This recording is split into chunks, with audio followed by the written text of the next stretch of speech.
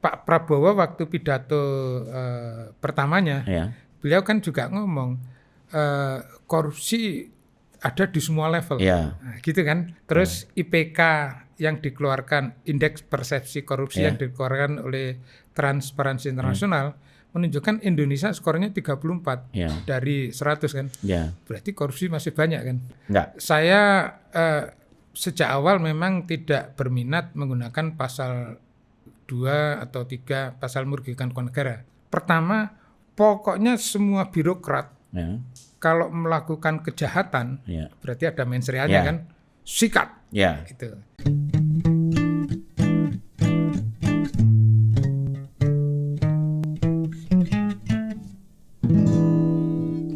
Ngaso ngariung sore. Mas Topo, Mbak Topo, selamat jumpa lagi. Dan hari ini kita beruntung nih, saya ketemu teman lama, orang yang pasti sangat menarik, namanya Mas Amin Sunario. Halo Mas. Sunaryadi, sorry. Mas Amin Sunaryadi. Kalau enggak saya mesti bubur merah putih ya. Nah Mas Amin ini dulu lulus SMA sebetulnya keterima ITB ya. Tapi milih untuk masuk ke STAN, karena di STAN langsung dapat gaji malah ya kan. Karena nggak ada duit untuk membayar kuliah. Dan masuk di STAN, begitu lulus kerja di BPKP ya Mas ya. BPKP. Dan di BPKP karena pada saat itu seluruh, ini kan zaman Orde Baru nih, seluruh institusi kita mau tidak mau budaya korupsinya cukup merajalela. Nah, terus Mas Amin ini berusaha untuk tidak korup. Jadi legenda lah dia, karena akhirnya nggak ada teman-temannya BPKP mau satu kelompok sama Mas Amin nih, karena nanti mereka kalau terima duit ada satu yang nggak mau terima, nggak nyaman kan. Ya, jadi dibuang kemana-mana dan akhirnya ditaruh di Litbang ya. Enggak, pokoknya gini, dulu yang ranking 1 sampai 5 itu ditugaskan jadi asisten dosen. Jadi tidak turun ke lapangan. Jadi nggak turun, jadi asisten dosen, ngajar, aman jadi ya. Dan ketika ada kesempatan disekolahkan, seneng deh tuh Mas Amin disekolahin ke Amerika ya. Dan itu kalau mulai nulis buku strategi pemberantasan korupsi itu sejak ada di STAN atau apa? Enggak, dari awalnya? Dari tahun 96. Jadi setelah pulang dari Amerika. Oh, setelah pulang Amerika ya. Tapi seingat saya waktu di Amerika ya, Mas Topo, Mbak Topo, saya kenal beliau nih di Amerika. Waktu itu saya kepala biro Washington DC. Mas Amin ini sekolah di Georgetown. Di Georgia ya. Atlanta ya. Dan kalau libur ngumpul tuh di kantor saya itu. Dan ketika itu semangatnya Mas Amin ini sudah kelihatan, kita harus bikin strategi anti korupsi. Nah, salah satu yang ikut adalah Mas Sudirman Said. Ini konconya Sudirman Said nih dari dulu. Dan kemudian mereka bahkan menggunakan waktu libur sekolahnya. Saya ingat waktu itu kan Wakil Presiden Al Gore ya sedang kampanye tentang reinventing government. Bagaimana mereformasi pemerintah.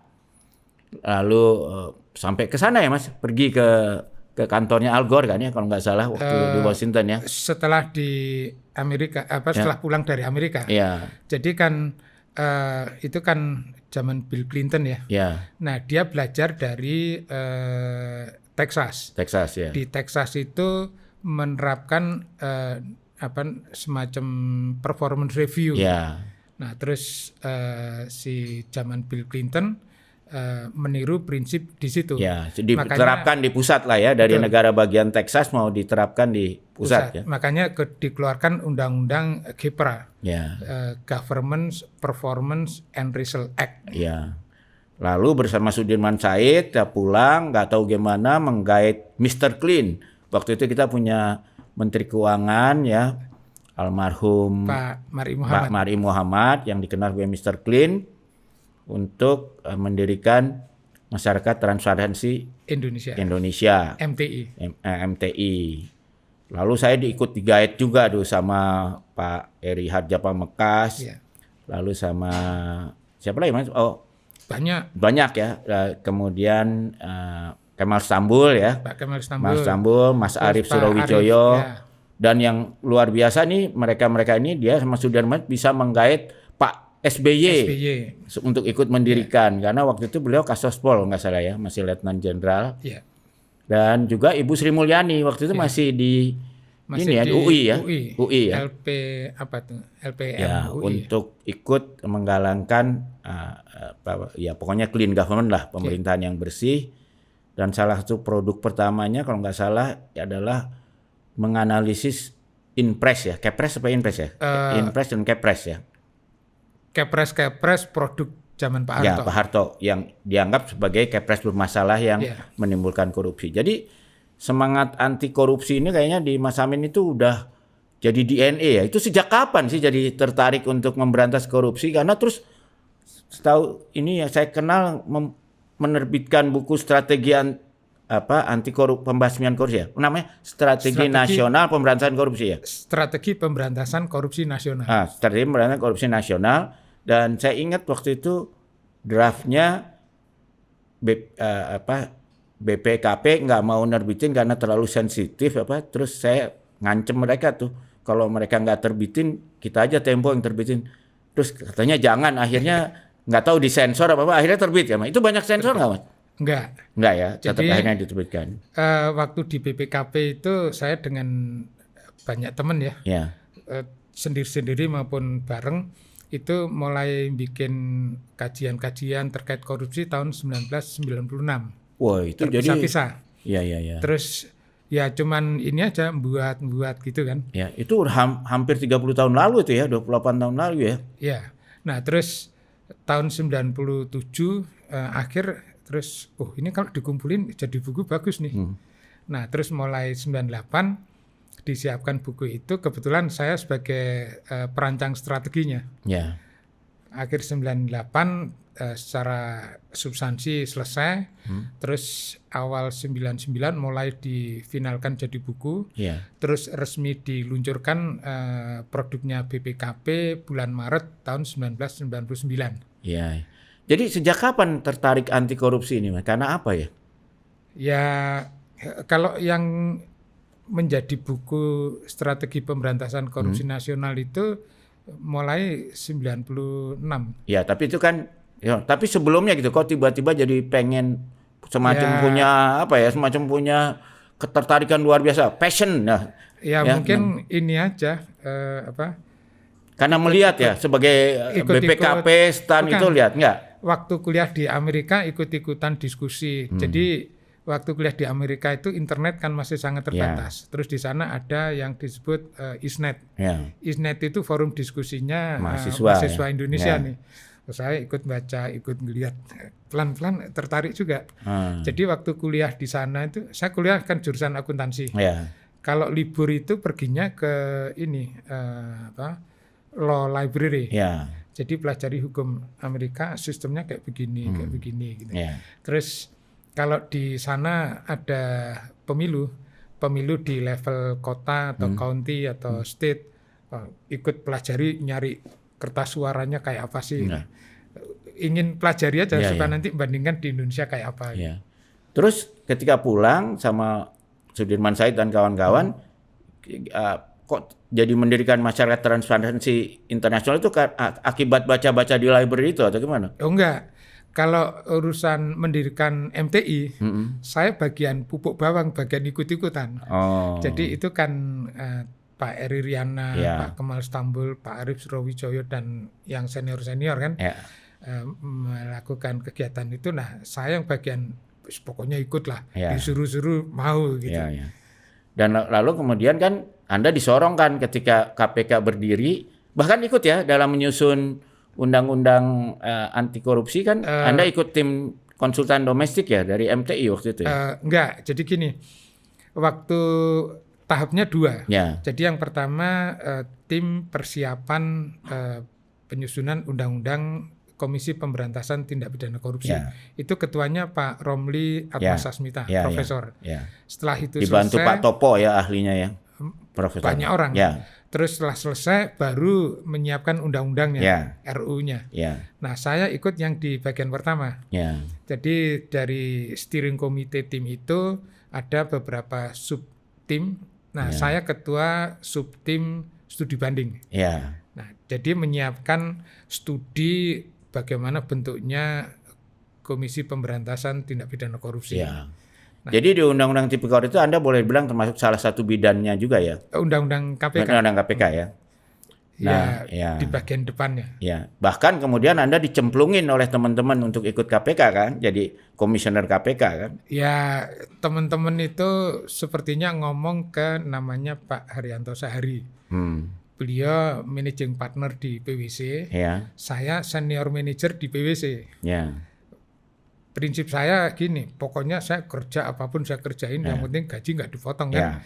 Nah, karena memang kerja betulan.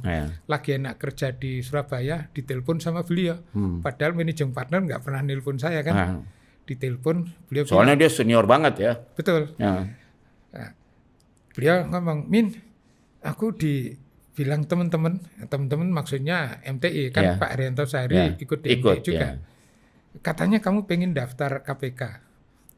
Udah mulai mikir bingung kan. Kalau daftar nanti melarat lagi. Kalau nggak daftar karir nggak akan naik gitu kan. Akhirnya ya udah daftar aja deh gitu. Dan lolos akhirnya kan. Akhirnya lolos, ikut kepilih. Dan saya ingat tuh begitu Anda lolos, Anda lihat ada anggota yang kurang berkenan mau mengundurkan diri ya kan? Bukan kurang berkenan. Yang usianya di atas 60. Saya waktu itu masih umur 44 ya. Jadi masih kategori seneng kurang ajar gitu. Jadi mikirnya cara-cara kurang ajar gitu.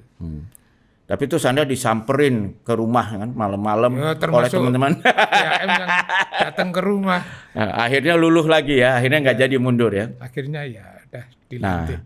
Terus jadi muncul pertanyaan, Anda yang udah begitu serunya gitu ya, ingin membasmi korupsi sampai masuk KPK dan bahkan di KPK ketika itu juga menggunakan pasal 2 dan 3 untuk menjaring banyak anggota yang orang-orang yang koruptor lah, pejabat gitu.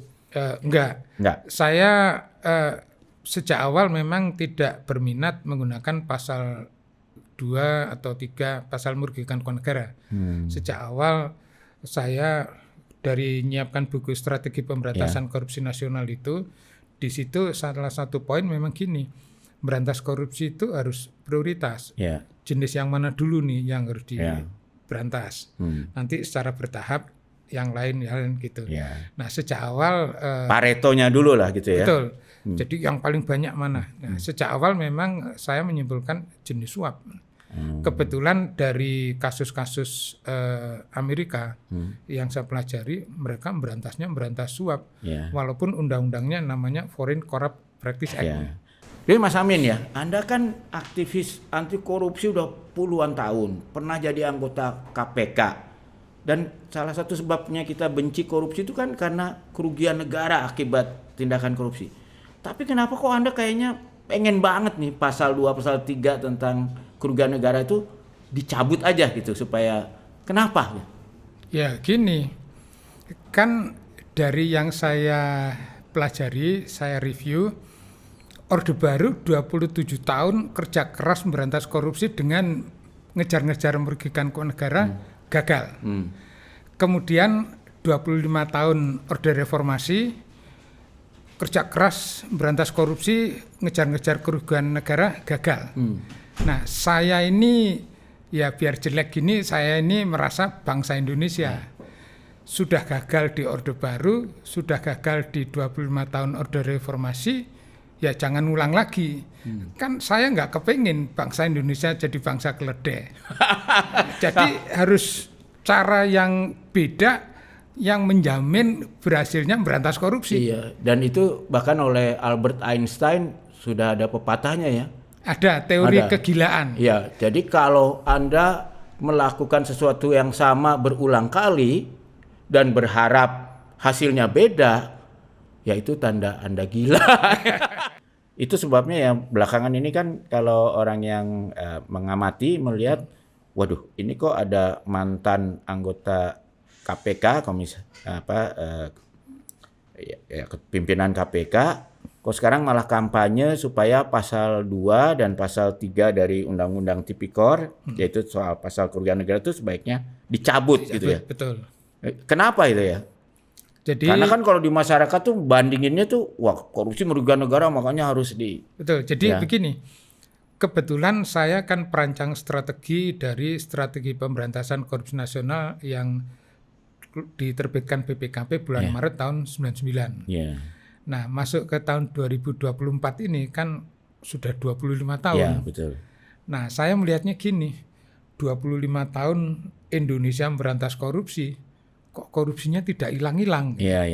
Nah, setelah saya pelajari, malah masih banyak ya. Mungkin kita bisa lihat tuh kemarin kan dalam salah satu acara Mas Amin bikin semacam poll ya. Betul. Dari peserta ya. Mungkin bisa dilihatin tuh ternyata kebanyakan orang merasa masalahnya tuh adalah korupsi masih banyak. Korupsi masih banyak ya. Padahal kita udah 25 tahun dengan undang-undang itu, dengan badan yang independen yang namanya KPK, harusnya independen lah. Betul. Nah, Pak Prabowo waktu pidato pertamanya, beliau kan juga ngomong korupsi ada di semua level, nah, gitu kan. Terus IPK yang dikeluarkan, indeks persepsi korupsi yang dikeluarkan oleh Transparansi Internasional menunjukkan Indonesia skornya 34 dari 100 kan. Berarti korupsi masih banyak kan. Nah, jadi saya penasaran. Tapi kan waktu zaman Mas Amin kan sempat bagus ya, skor kita membaik ya. Belum bagus. Ya, tapi membaik lah. Lebih tinggi tapi masih 37. Jadi ya lebih baik tapi belum baik. Jadi kalau lihat dari indikator memang sejak berapa tahun terakhir ini memburuk malah ya. Bukan memburuk. Jadi skor 2023 itu 34 itu sama persis dengan skor tahun 2013. 34 juga. Jadi bukan memburuk tapi kembali ke tahun asal 2013, mula. Gitu. Dulu 34 naik tapi sampai kan kita sempat naik sampai 38 kan? Ya 37. Naiknya cuma sedikit, 34 ke 37. Sekarang turun lagi ke 2013. 34. Jadi praktis kira-kira kembali ke di zaman era Pak Jokowi ini sempat membaik, tapi sekarang kembali ke zaman seperti beliau belum ini lagi ya, belum berkuasa lagi. Dan itu sebabnya apa kan? Pasti dievaluasi setelah 25 tahun itu. Makanya gini, saya kan penasaran. 25 tahun yang lalu saya menyiapkan strategi. Setelah Indonesia memberantas korupsi selama 25 tahun, Orde Reformasi nih, kok korupsinya masih banyak. Nah, terus saya pelajari, saya amati nih. Ternyata begini, jenis korupsi yang paling banyak terjadi di lapangan itu adalah jenis suap. Oh, itu bisa juga ya dari poll pendapatnya. Waktu Mas Amin bikin acara juga masyarakat merasa gitu ya? Merasa gitu. Mungkin kita bisa liatin juga tuh. Betul. Nah, itu pun juga gini, saya bikin polling seperti itu, survei seperti itu sejak tahun 2015. Di berbagai kegiatan saya lakukan sampai awal 2024 ini kan, hasilnya sama. Menurut responden, bentuk korupsi di lapangan paling banyak suap. Terus kalau kita analisa gini, kalau kerugian negara nggak banyak ya malah. Misalnya gini, coba kita lihat di lingkungan pengadilan, Mahkamah Agung, Pengadilan Tinggi, Pengadilan Rendah. Mungkin nggak hakim dan panitera itu terlibat korupsi yang merugikan keuangan negara? Kan nggak mungkin. Iya, paling nggak membuktikan kerugian negaranya gimana gitu kan? Betul. Yang ada apa? Mereka terima suap. Gitu kan? Terus korupsi yang terjadi di BPK. Mungkin nggak BPK dituduh merugikan keuangan negara? Nggak mungkin, kerjaannya mengaudit kan. Yang terjadi apa? Suap. Terakhir kan Pak Aksanul Kossasi terima 40 miliar. Cash ya. Suap kan. Nah, terus jadi saya menyimpulkan gini, yang paling banyak di lapangan yang terjadi suap. Tapi penegak hukum saya pelajari itu sibuk ngejar-ngejar apa yang mereka sangkakan merugikan keuangan negara. Jadi suap kan nggak keurus. Suap nggak keurus, nggak diberantas ya muncul terus kan, terjadi terus kan. Malah kalau ada orang yang berani laporkan diperas atau diminta menyuap, malah dia bisa masuk penjara. Bisa ikut kena. Karena di Indonesia tuh kalau suap yang menyuap dan disuap itu sama-sama kena ya? Menurut undang-undangnya yang menyuap dan menerima suap sama-sama melakukan tindak pidana. Jadi nggak ada yang mau lapor pasti kan? Betul. Jadi saling kerjasama di antara mereka untuk menutupi. Ya. Beda dengan kalau misalnya di Hong Kong atau Singapura misalnya ya, penuntut umum punya kewenangan untuk memilih yang dituntut ini yang menerima dan yang memberi, ataukah hanya yang menerima, ataukah hanya yang memberi. Nah, memilihnya itu berdasarkan siapa nih yang paling banyak membantu memberikan bukti. Nah, itu sebagai yang justice kolaborator ya gitu. Nah, kalau di sini seperti itu. Oh iya. Jadi bukan pertimbangan yang ini soalnya dari partai politik A, yang ini partai politik bukan itu pertimbangannya. Bukan. Saya mengusulkan atau berpendapat bahwa pasal 2 dan pasal 3 itu harus dicabut. Bukan karena kasus ini kena dikriminalisasikan, bukan. Tapi melihat begini, 25 tahun bangsa Indonesia gagal memberantas korupsi di zaman Orde Reformasi ini. Mesti do something yang berbeda dong. Nah, jadi saya simpulkan yang paling banyak suap, jadi fokus pemberantasan korupsi harus memberantas suap. Nah, supaya bisa fokus ke sana, pasal merugikan negara dicabut. Karena kalau nggak dicabut, penegak hukum ini sama BPK senangnya lari ke situ aja. Gagal fokus ya. Betul. Bahkan kalau BPK nuduh-nuduh ke situ sambil terima suap gitu. Bahkan itu ada kecenderungan dijadikan alat meras ya oleh oknum-oknum aparat penegak hukum. Jadi kalau ada BUMN yang rugi atau bisa dinyatakan merugikan negara, waduh direksinya bisa dijadiin ATM itu. Nah, itu kata Pak BHM. Tapi kalau menurut saya cukup buat bangsa Indonesia menghabiskan waktu 25 tahun di Orde Reformasi. Jadi harus ganti. Kebetulan saya pelajari di Orde Baru dari tahun 1971 sampai 1998 sama. 27 tahun mereka memberantas korupsi dengan mengejar-ngejar kerugian negara. Dan hasilnya sama gagal ya. Gagal juga kan. Jadi gini, Orde Baru ngejar-ngejar kerugian negara gagal. Orde Reformasi 25 tahun ngejar-ngejar kerugian negara gagal. Mosok pasca 2024 masih mau menggunakan cara-cara yang sama. Itu kan salah Mas Amin juga, udah tahu waktu zaman Orde Baru fokus pada kerugian negara ini gagal, kenapa di Undang-Undang Tipikor dimasukin lagi? Kalau di buku strategi pemberantasan korupsi itu memang tertulis, ada satu poin yang tertulis gini, bahwa mengartikan korupsi itu hanya yang merugikan negara itu adalah hal yang salah. Jadi sudah sadar sejak awal bahwa ini salah. Makanya waktu saya masuk KPK, saya fokusnya ke suap. Jadi karena fokus ke suap, terus cara berpikirnya adalah bagaimana caranya mendapatkan bukti dan alat bukti untuk membuktikan adanya suap. Terus habis itu bagaimana membangun teknologi dan perlengkapannya. Makanya salah satu kesibukan Mas Amin waktu itu adalah membeli alat sadap dari Jerman kalau nggak salah. Itu salah satu. Itu untuk membuktikan penyuapan kan sebetulnya. Penyuapan. Terus juga melatih personel KPK bagaimana caranya untuk membuktikan terjadinya suap. Makanya OTT ya. Salah satunya. Jadi karena di awal KPK itu saya ngerancangnya memang untuk bongkar suap. Nah, sayangnya untuk teman-teman yang dari kejaksaan, dari kepolisian, juga BPK, itu nggak paham bahwa problem kita adalah suap. Jadi menurut mereka ya undang-undangnya bunyinya begini, ya saya lakukan begini.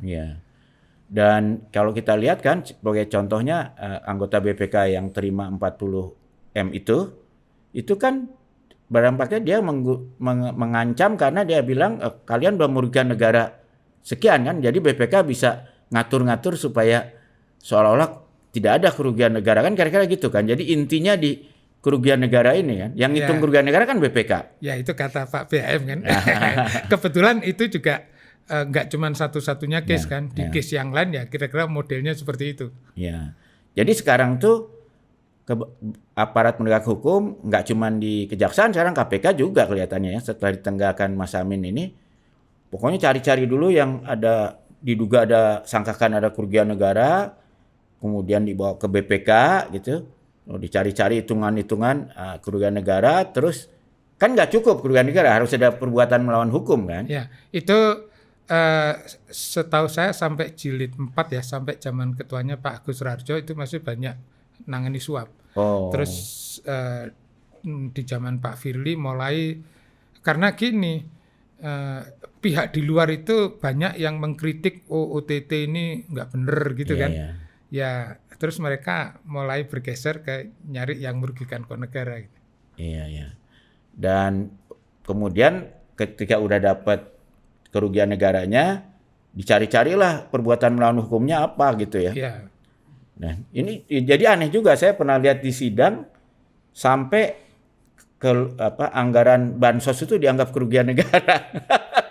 Ya, karena cara pikirnya menurut saya bukan penegak hukum pidana. Ya. Kalau penegak hukum pidana itu basisnya harus suap ya. Mana mens rea-nya, mana niat jahatnya.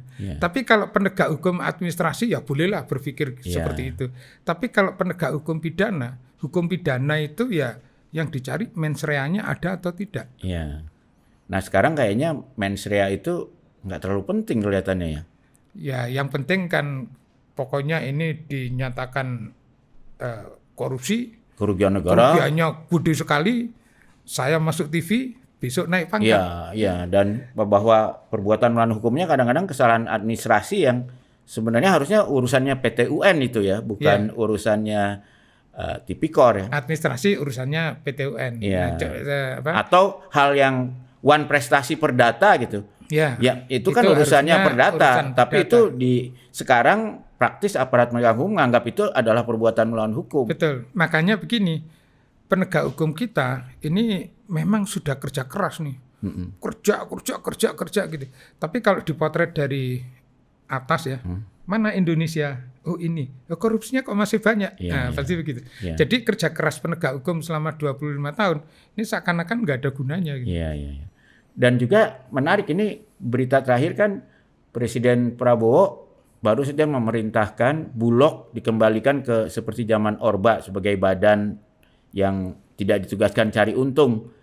Karena menurut evaluasi akibat dia sebagai PT ya kalau nggak salah ya sekarang ya, atau Perum, dia kan harus untung. Dia nggak berani beli misalnya beli dengan harga di atas supaya menolong petani, karena nanti dianggap menimbulkan kerugian negara, masuk penjara, akhirnya Bulognya jadi nggak efektif gara-gara ketakutan merugikan negara itu. Betul. Nah, dan makanya Prabowo sekarang udah kalau gitu Bulognya, jadi ini udah dampak dari penggunaan pasal kerugian negara itu sudah negatif sekali ya. Betul. Jadi kalau Pak Prabowo ingin birokratnya ini bekerjanya cepat, itu mesti ngambil posisi begini. Pertama, pokoknya semua birokrat kalau melakukan kejahatan, berarti ada mens rea-nya kan, sikat. Itu satu. Terus yang kedua, kalau tidak melakukan kejahatan, nggak usah takut. Nah, cuman kan Pak Prabowo kan masa baktinya juga ada batasnya. Jadi undang-undang yang merumuskan kerugian keuangan negara ini kan nggak ada batasnya, berlaku terus. Nah, Pak Prabowo supaya anak buahnya tidak takut, ya sebaiknya pasal merugikan keuangan negara itu diamandemen, dihilangi. Karena lebih banyak mudaratnya ya dari manfaatnya. Jadi gagal fokus aparat penegak hukum dan seolah-olah kerja keras padahal korupsinya tetap marak. Banyak, betul. Bahkan seringkali kan menimbulkan korban. Mas Amin kalau nggak salah kan mencontohkan kasus di Rut Pertamina Karen kan, ketika sudah ditahan 555 hari baru MA mengatakan ya ini perbuatannya terbukti tapi ini bukan pidana gitu kan. Betul. Jadi sesuatu yang bukan tindak pidana terus dipidanakan. Sesuatu yang bukan kriminal dikriminalkan. Berarti kan ini kriminalisasi. Jadi sesuatu yang mungkin urusannya kelalaian administrasi, urusannya petun dijadikan pidana ya. Sesuatu yang urusannya mungkin masalah perdata, wan prestasi, ini dianggap tipikor pidana. Sehingga kalau yang kasihan BUMN sebetulnya ya. Ya, betul. Karena kan nggak mungkin perusahaan nggak ngambil risiko rugi kan. Betul. Nah, cilakanya begini. Karena yang dipelototi itu merugikan keuangan negara, jadi lupa tidak memelototi suap. Nah, padahal di BUMN itu suap menyuap juga ada, kickback ada. Artinya gini, yang sebenarnya business decision ini dikejar-kejar untuk dijadikan pidana, tapi yang penjahat di dalam yang terima suap, terima kickback ini nggak diurus. Malah lolos ya. Iya, jadi BUMN ini susah. Jadi harusnya begini, udahlah yang sifatnya merugikan keuangan negara, tapi ini business decision, ini nggak usah diurus. Nah, tapi yang terima suap, terima kickback ini sikat semua gitu. Jadi kalau gitu sebenarnya Mas Amin kira-kira bisa nggak berkesimpulan, kan ikut di KPK sendiri dan selama ini mengamati KPK, bahwa kita mengalami perbaikan ya terus menerus kan sampai tahun 2016 ya Pak, 2017 ya terakhir ya. Enggak, 2014 mungkin ya. 18. Sampai 16 atau 17 ya kan membaik terus ya. Betul, 18 lah. Ya, karena ketika itu KPK-nya seperti zaman Mas Amin, fokusnya pada suap. Ya kan? Tapi setelah Pak Firly ini tiba-tiba fokusnya beralih jadi ikut seperti di kejaksaan. Mungkin beberapa saat sebelum Pak Firly, setelah undang-undang KPK-nya direvisi. Oh, jadi setelah undang-undang direvisi tahun 2018 ya? Ya, kira-kira tahun terakhir Pak Jokowi kan? Itu kan direvisi 19 kalau nggak salah. Ya, 2019 tidak lagi independen. Maka tiba-tiba OTT-nya menurun, yang korupsi karena suapnya menurun, tapi yang besar malahan penggunaan pasal merugikan dan negara. Terbukti akhirnya turun terus itu yang skor kita, artinya korupsi kita malah tambah marak lagi ya. Yang kita lupa itu gini, kan skor indeks persepsi korupsi itu berdasarkan survei. Itu kan indeks komposit persepsi ya, yang berdasarkan survei persepsi. Nah, yang kita nggak perhatikan itu gini, parameter apa yang disurvei itu. Nah, parameter yang penting, seingat saya ada 10 parameter ya. Parameter yang ditulis paling atas itu bribery. Nah, artinya begini, kalau bribery atau suap ini tidak diberantas, ya semua responden akan ngomong di Indonesia masih banyak suapnya gitu kan. Dan ini ya mungkin saya pikir Mas Amin ini kan di strategi itu dari awal tidak setuju dengan pasal kerugian negara ini. Apa mungkin karena dulu kan di bidangnya perbandingan dengan negara lain ya. Di negara-negara maju yang berhasil memberantas korupsi justru di undang-undangnya itu tidak ada masalah kerugian negara kan. Jadi gini, waktu bikin itu termasuk mempelajari FCPA-nya Amerika. Setelah dibaca, walaupun judulnya Foreign Corruption, tapi yang diperangi bribery. Kemudian ngelihat lagi OECD. OECD itu mengeluarkan convention judulnya Anti-Bribery Convention. Jadi OECD Anti-Bribery Convention tahun 97 ya.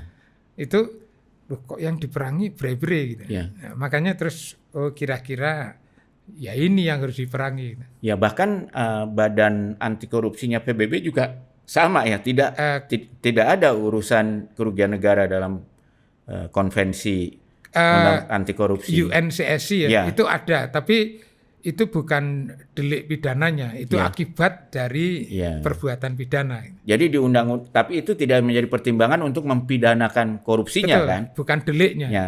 Cuma menyertakan dampaknya. Jadi kalau misalnya deliknya tetap di suap ya. Suap. Atau mungkin abuse of public power gitu kan. Nah, jadi kalau ini dipakai kemudian ini berarti ini perbuatan korupsinya nih. Terus dilihat dampak kerugiannya berapa, berarti dia harus diminta bertanggung jawab yang itu. Walaupun kan yang disebut suap itu tidak harus berbentuk uang kan? Ya macam-macam. Ada yang berbentuk jasa juga. Termasuk jasa seks ya. Kan sudah terbukti. Yang di Singapura ya. Bukan. Jadi KPK dulu kali nangkap anggota DPR. Nah itu kan si siapa ya? Kalau nggak salah terpidananya itu namanya Al-Amin Nasution. Nah itu kan ada ngomongnya, oh yang itu. Iya. Lalu juga ini kan kalau kasus Singapura barusan karena dia nebeng pesawat jet pribadi temennya. Betul. Kan? Nah, jadi itu juga bisa dianggap sebagai suap ya dan korupsi ya. Menurut undang-undang Singapura itu termasuk bagian dari graft. Kalau di kita gratifikasi. Tapi kalau nggak dilaporkan gratifikasi itu kan jadi suap kan? Bunyi undang-undang kita dengan undang-undang Singapura kan beda. Nah kalau di kita kalau tidak dilaporkan akan dianggap suap gitu kan. Nah, dilaporkan dalam 30 hari gitu kan. Nah, bunyi undang-undang kita seperti itu. Nah Singapura enggak seperti itu. Ya karena buat saya itu aneh juga undang-undang kita ya. Saya bayangin oke lah kalau saya dikasih uang gitu ya, saya lapor gratifikasi, kan kalau ternyata dinyatakan oh itu harus dikembalikan, saya kembaliin uangnya. Tapi KPK pendekatannya seingat saya tidak begitu. Jadi kalau misalnya Pak BHM dikasih uang oleh seseorang, terus melaporkan ke KPK kan, nah KPK akan pelajari. Kemungkinan pertama akan menyimpulkan, oh ini karena gini-gini, ini sebenarnya bukan gratifikasi. Dikembalikan. Jadi uang ini bisa untuk Pak BHM, gitu kan? Itu kesimpulan pertama. Terus kemungkinan yang kedua, oh ini gratifikasi ini. Nah karena ini gratifikasi, Pak BHM harus menyetorkan ke rekening KPK nomor sekian. Gitu. Oh jadi diambil negara ya? Sementara diambil negara. Nah terus yang dikejar yang memberi tadi. Nah yang memberi ini kan masuk ke pasal suap. Nah, kenapa ini masuk ke rekening KPK dulu? Ini untuk bukti perbuatan dia menyuap gitu. Jadi artinya dia kena pasal upaya menyuap sebetulnya ya.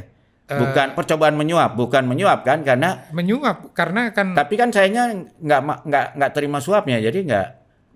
Betul kan gini, sudah diberikan. Ya, kan? Oh iya, jadi menyuap. Sudah menyuap. Makanya pasal gratifikasi itu bunyinya kan gratifikasi akan dianggap suap apabila gini gitu. Tapi jumlahnya kan di atas 10 juta ya kalau nggak salah. Ya. Soal menurut undang-undang nggak ada batas. Tapi karena nggak ada batas ini membingungkan, kemudian KPK mengeluarkan batasnya 1 juta. Nah batas 1 juta ini sebenarnya untuk ini siapa yang harus membuktikan gitu. Siapa yang membuktikan? Ya, apakah KPK? Jadi kalau menteri misalnya diundang satu cara seminar, tahu-tahu dia dikasih honor gitu, itu dia harus lapor ya? Begini, honornya seperti apa dulu nih? Kadang-kadang kan gini, honor berapa nih? Oh 5 juta, itu reasonable kan? Artinya sebagai keynote speaker atau reasonable. Kalau misalnya gini sebagai keynote speaker dikasih honor 200 juta. Nah ini kan nggak reasonable. Nah ini tanda-tanda ini gratifikasi harus dilaporkan. Kalau yang tadi honor reasonable ya, itu berarti si menteri ini perlu dianggap sebagai reasonable prudent person. Tapi kalau misalnya gini, misalnya dia pengawas bank. Diundang oleh bank itu seminar, dikasih honor, itu gimana? Kalau pengawas bank OJK itu biasanya sudah mengikuti standar internasional. BI juga gitu. Standar internasional itu begini, misalnya pengawas bank kan dari OJK nih.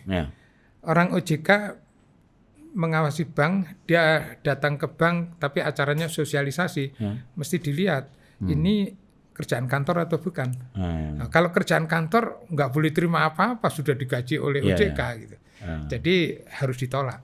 Karena itu ada potensi benturan kepentingan juga kan. Ada selain potensi benturan kepentingan dari sistem manajemen SDM itu harus ditolak. Karena ini sudah tugas dia. Jadi nggak boleh terima. Tapi itu kalau uang ya bisa ditolak. Kalau seandainya berbentuk bukan uang gitu. Ya kan? Yang sering kan bentuknya souvenir atau jasa gitu, misalnya dia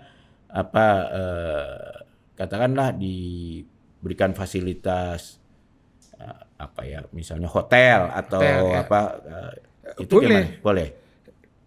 Tiket pesawat dibayari, hotel dibayar itu boleh. Tapi yang tidak boleh double dipping. Artinya gini, dari kantor sudah dikasih uang hotel oleh panitia, hotel dibayarin, ini nggak boleh. Nggak boleh ya. Harus salah satu saja. Tapi kalau kayak pesawat pribadi gitu, nebeng itu kan kalau di Singapura nggak boleh. Kalau di Indonesia boleh nggak? Tergantung situasinya ya.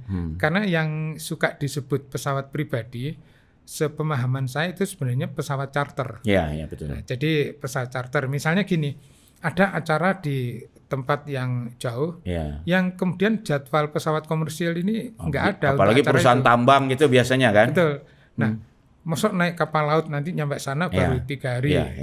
Terus si yang mengundang mencarter pesawat, itu nggak masalah. Tapi harus dilaporkan gitu. Enggak, karena gini, ini kan transport biasa. Hanya kebetulan jadwal penerbangan komersil tidak ada. Sementara dia harus ada di sana tanggal sekian, jam sekian, untuk sekian lama. Nah, karena itu pilihannya ya charter. Enggak masalah, enggak harus dilaporkan. Itu transportasi biasa. Kalau dilaporkan juga akan dibilang ya itu enggak ada masalah ya. Ini pemberian yang mana nih? Ini kan transporting biasa. Tapi kan kadang-kadang kalau kita lihat di Amerika itu kan bisa kadang-kadang yang diajak makan di tempat yang mewah atau ya yang tahu-tahu dapat naik haji gitu kan, gratis. Kalau yang gitu-gitu harus dilaporkan ya. Itu gratifikasi.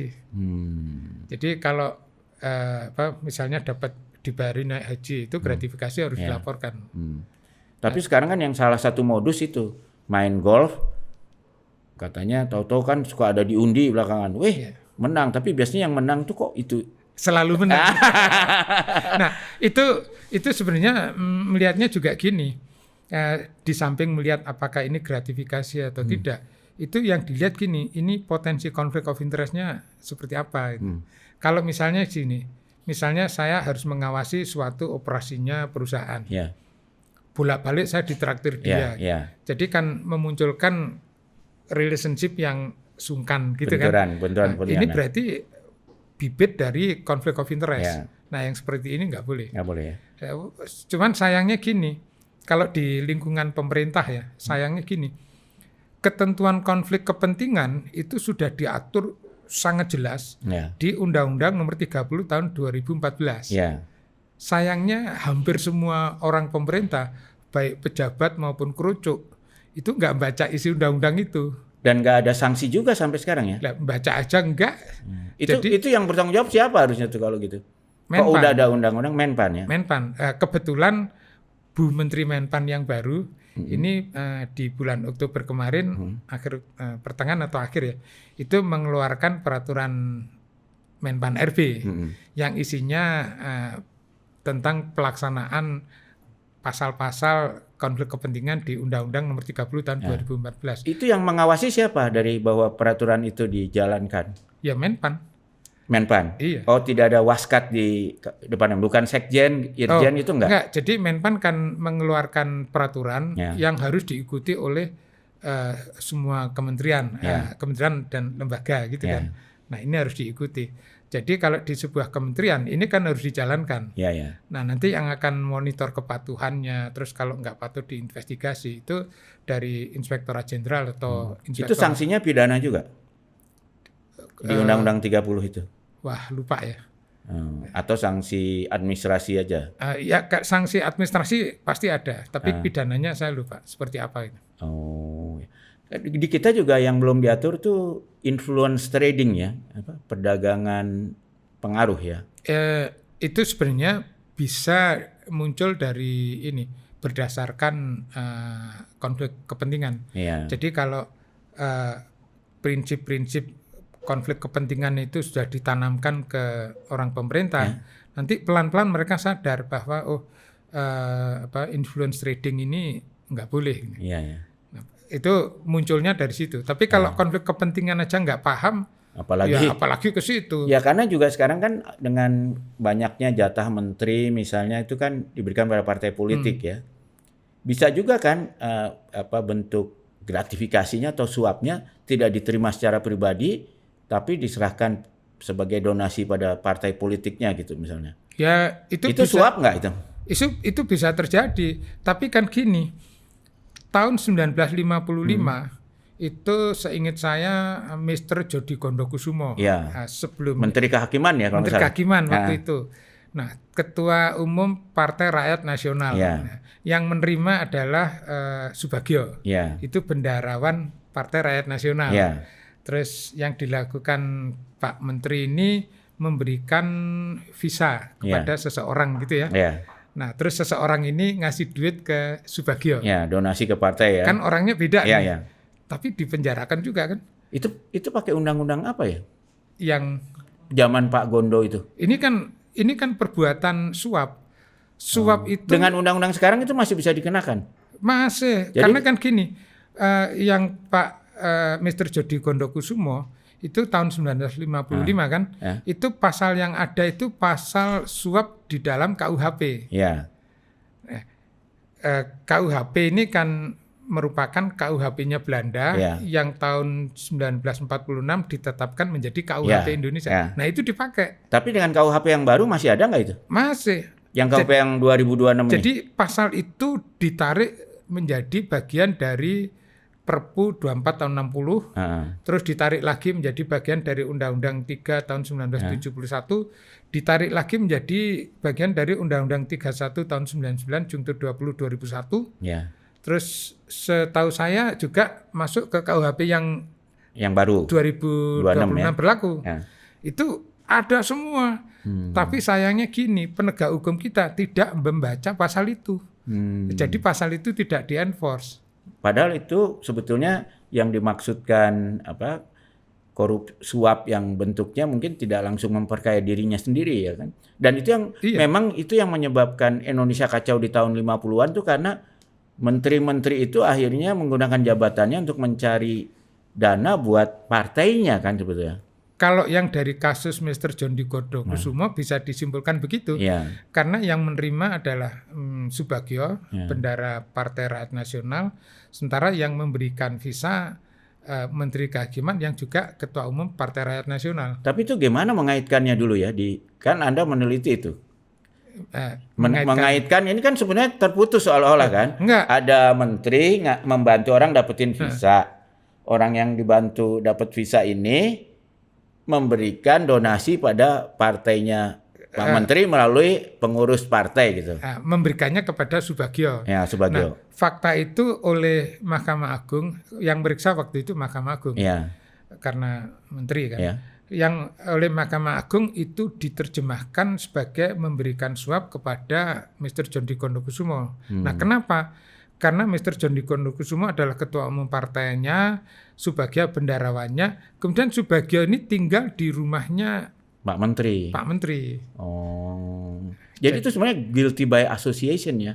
Iya. Jadi ya jurisprudensinya seperti itu. Nah, menurut Mas Amin nih sebagai orang yang sebenarnya kan political corruption tuh gedenya kan di situ kan, untuk partai politiknya.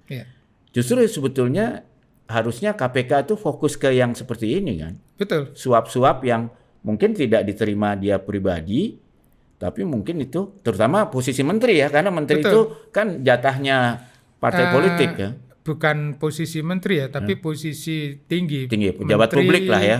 Anggota DPR, kemudian BPK, kemudian Mahkamah Agung gitu. Nah, cuman mestinya begini, karena kan orangnya banyak.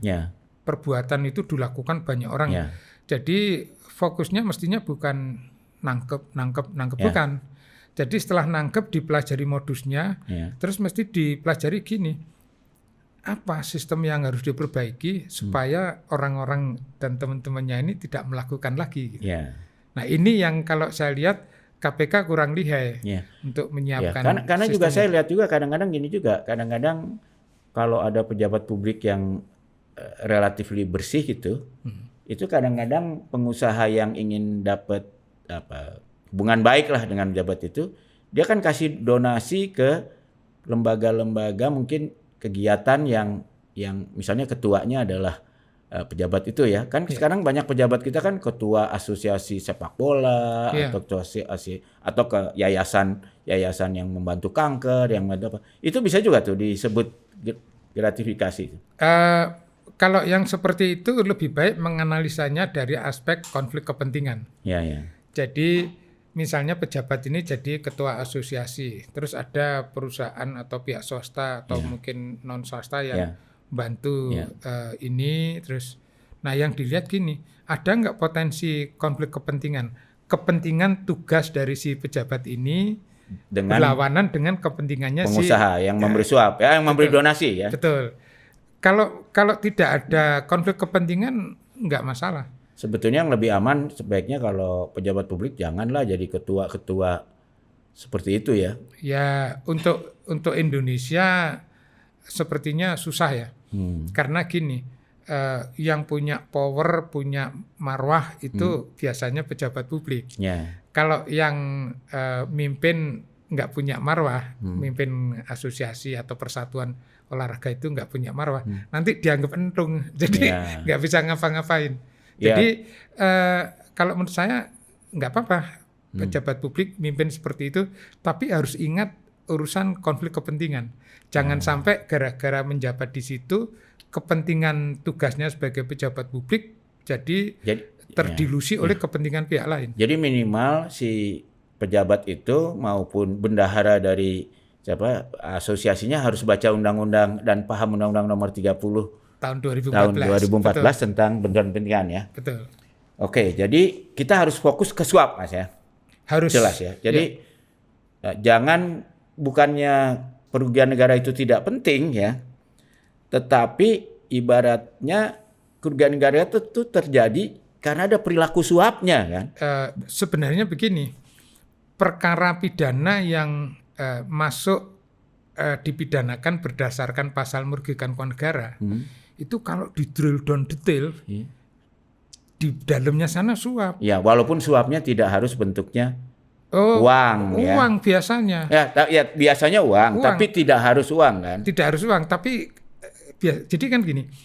Kenapa negara itu rugi? Karena nanti gini, ada expenditure yang harusnya segini naik jadi segini gitu kan. Enggak, tapi kan kalau kita lihat di pilkada terutama ya, seringkali kan yang dituduhkan sebagai suap itu bentuknya konsesi tambang atau perkebunan atau apa kan? Itu kan juga suap itu, juga kan? Betul, tapi kan gini, dia ngasih konsesi. Nah, in return si yang menerima konsesi ngasih apa? Ya. Nah, dia mungkin nyumbang kampanyenya. Berarti kan gini, ada sesuatu yang diberikan oleh pejabatnya, konsesi gitu ya. In return pejabatnya menerima sesuatu dari pengusaha tadi kan. Tidak harus pejabatnya sih, bisa aja tim suksesnya ya. Walaupun tidak langsung kan. Nah, ini berarti kan ngikuti jurisprudensi Mr. Jody Kondokusumo. Itu kan ini ngasih tanda tangan dia, ini ngasih duit walaupun tidak langsung kan. Nah, ini nggak boleh. Ya, karena kalau dari situ mungkin dicari kerugian negaranya nggak ada itu. Ya kan susah kalau suap susah ngitungnya kan kerugian negara. Betul. Padahal masalah kita utamanya adalah suap. Gitu. Ya. Jadi kira-kira boleh lah ya ini Mas Topo dan Mbak Topo ini bukan dari narasumber kaleng-kaleng, ini orang yang sudah 40 tahun lebih kali sebetulnya mempelajari korupsi di Indonesia, pelajari sejarahnya, bandingin dengan bahkan pernah jadi komisioner KPK dan melakukan beberapa penangkapan. Kita hanya bisa membereskan korupsi itu kalau lembaga penegak hukumnya itu fokus menghilangkan suap. Betul. Apakah bentuknya uang atau bentuk lain, walaupun kebanyakan uang. Nah, kalau kita lakukan itu, maka kita bisa mengulangi sejarah ketika Mas Amin masih di KPK. Yaitu menaik terus upaya pemberantasan korupsi kita, sehingga harapannya kan kalau terus bisa jadi seperti negara maju ya. Dan termasuk suap yang ada di dalam penegak hukum itu sendiri. Dan juga mungkin bagi banyak lembaga negara termasuk BUMN, jadi tidak takut lagi kalau dalam bisnis kan kalau nggak berani ngambil risiko ya nggak bisa dapat untung besar kan.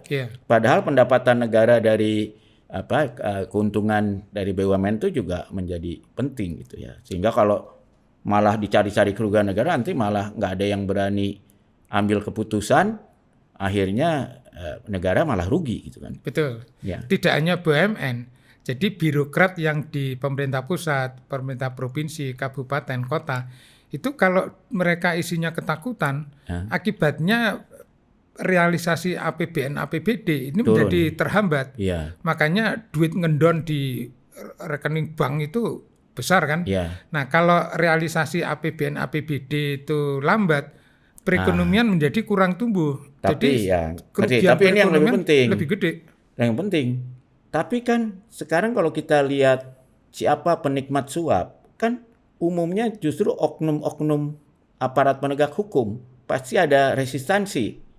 Jadi siapa ini yang harus melakukan pemberantasan suap ini kalau ada resistensi dari oknum-oknum aparat penegak hukum?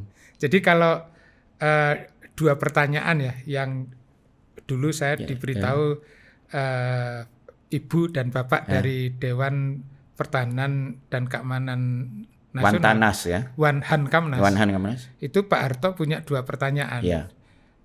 Cara memberantas korupsinya bagaimana? Ya. Siapa yang harus ditugaskan? Nah, jadi kalau tadi ya prioritas harus suap yang diberantas. Ini baru pertanyaan pertama. Ya. Yang kedua? Nah, yang kedua siapa yang harus ditugaskan? Ini belum terjawab juga ini. Ya. Nah, siapa yang harus ditugaskan? Ya, saya nggak tahu juga. Ya dulu harusnya KPK kan? Awal Orde Reformasi memang yang dirancang KPK. Tapi di dalam buku Strategi Pemberantasan Korupsi Nasional yang diterbitkan BPKP itu memang sudah diidentifikasi bahwa di buku itu disebutnya bukan KPK tapi Badan Anti Korupsi. Kalau di Masyarakat Transparansi Indonesia disebutnya Badan Independen Anti Korupsi. Nah, waktu itu sudah dibahas dan di buku itu memang tertulis ini Badan Anti Korupsi ini akan bisa berjalan kalau polisi legowo. Ya. Jadi dia harus punya penyidik sendiri, penuntut sendiri juga barangkali ya. Penyidik harus sendiri. Penuntut bisa dari Kejaksaan Agung. Tapi harus ada koordinasi, sinkronisasi gitu. Tapi kalau dia dari Kejaksaan Agung nanti kalau ada temen yang terima suap dia nggak mau. Enggak gini. Jadi kan gini. Kalau semuanya di KPK sendirian, ini kan check and balance-nya kurang juga. Nah, jadi lebih baik begini, kalau penyidik udah KPK cari sendiri, bikin sendiri. Terus penuntut umum begini, lebih baik dari KPK itu pakai penuntut umum dari Kejaksaan Agung, mungkin cuma 100 orang gitu ya untuk se-Indonesia, supaya nanti gini, penyidikannya di KPK itu banyak sekali. Terus penuntutannya dilakukan oleh kejari-kejari. Nah, tapi kalau ada yang nakal, diambil alih oleh penuntut yang di KPK. Ini kan ada balancing antara KPK dengan Kejaksaan Agung. Enggak, karena kan prinsipnya kalau kita bisa membuat aparat penegak hukum kita itu kebal suap, kan otomatis semua korupsi akan langsung turun, beres. Betul, kan? Semua beres. Iya. Tapi itu artinya gaji mereka juga harus cukup ya.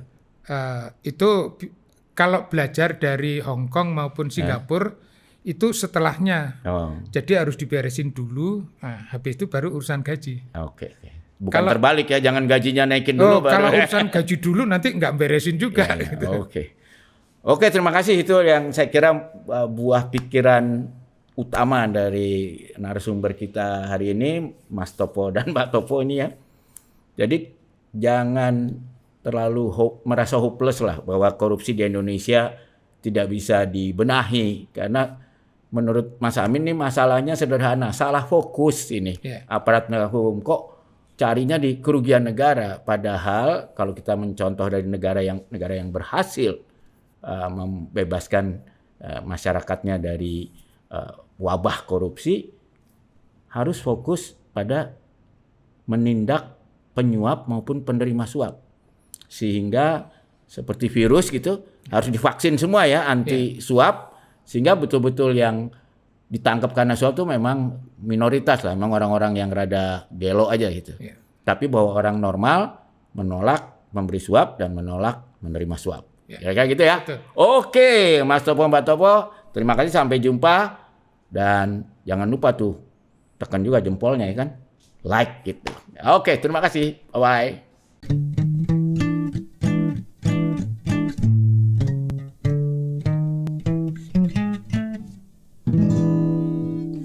Ngaso ngariung sore.